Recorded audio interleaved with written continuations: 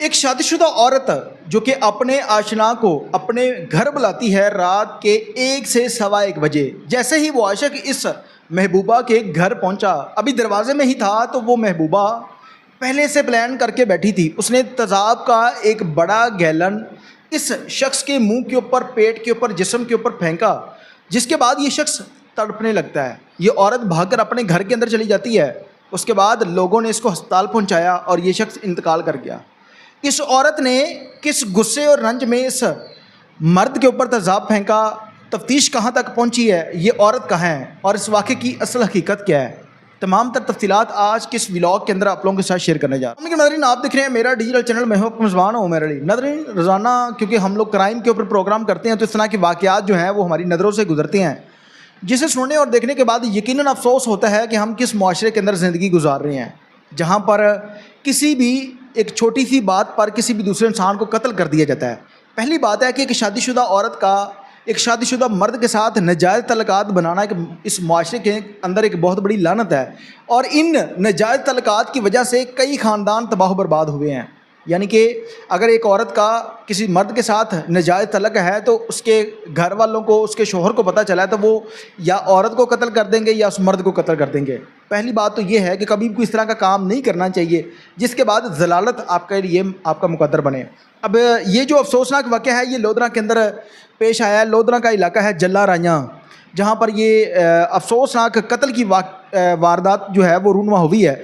ये शख्स जिसके ऊपर तेज़ाब फेंका गया, इसका तल्लुक बहावल नगर से है और ये औरत लोधरा की रहने वाली है। लोधरा का इलाका नवाही इलाका है जल्ला राइयाँ, जहाँ पर ये रहती थी और ये शख्स बहावल नगर से लोधरा के अंदर जॉब करता है किसी फैक्ट्री के अंदर।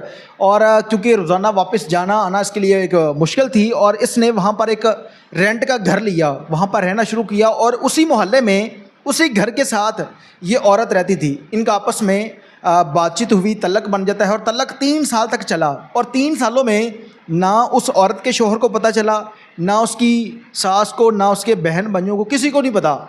और उसी तरह से बहावल नगर का ये जो रिहायशी था, इसके घर वालों को किसी को नहीं पता कि हमारा जो लड़का है वहाँ पर जॉब कर रहा है और क्या कुछ कर रहा है, क्या कुछ हो रहा है वहाँ पर।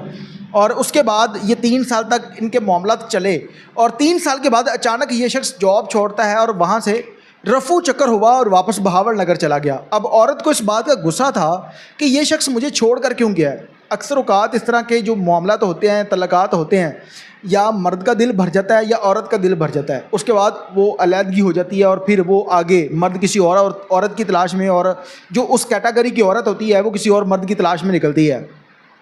उसी तरह से ये जब वापस गया तो 1 साल तक इसके बकौल कि वो औरत मुझे फ़ोन करके मेरी मिन्नतें करती रही कि तुम सिर्फ़ एक दफ़ा मुझे मिलने आ जाओ। जबकि 18 जून रात 1 बजे ये शख्स वापस आया बहावल नगर, क्योंकि 1 बजे से पहले ये लोधरा पहुंच गया था और वहां पर एक होटल के अंदर इसने इंतज़ार किया उस औरत के फ़ोन का। और 1 से 1:15 बजे के दरमियान उस औरत ने फ़ोन किया कि अब घर के अंदर कोई नहीं है, आप आ जाओ। ये शख्स उस घर के अंदर जाता है और जैसे ही दरवाज़ा खुलता है वो औरत पहले से तमाम तर प्लानिंग करके बैठी थी।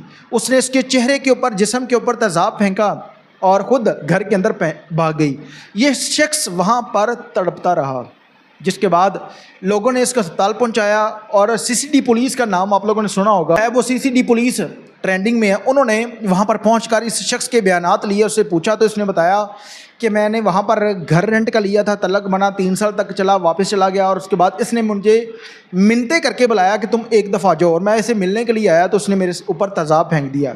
8 दिन तक ये शख्स जिंदा रहा और आखिर ये शख्स इंतकाल कर गया। और इंतकाल के बाद सीसीडी पुलिस ने उस औरत को गिरफ़्तार किया। गिरफ़्तारी के बाद तमाम तर मामले के ऊपर एक बड़ा और मजबूत चालान करके उसको जेल भेजा, जुडिशल किया है। अब उस औरत का और जुडिशरी सिस्टम का तल्लक है कि वो उसको सज़ा देते हैं, छोड़ते हैं, क्या कुछ करते हैं। लेकिन क्राइम के ऊपर जो प्रोग्राम करते हैं ये तमाम तर लोगों को इस चीज़ के बारे में आगाह करना है कि रोज़ाना इस तरह के वाक़यात होते हैं। अभी पिछले रोज़ चूनिया के अंदर एक शख्स जो है वो कत्ल हो गया और उसकी डेड बॉडी एक रिक्शे के साथ लटक रही थी, उसका भी औरत की वजह से कत्ल हुआ।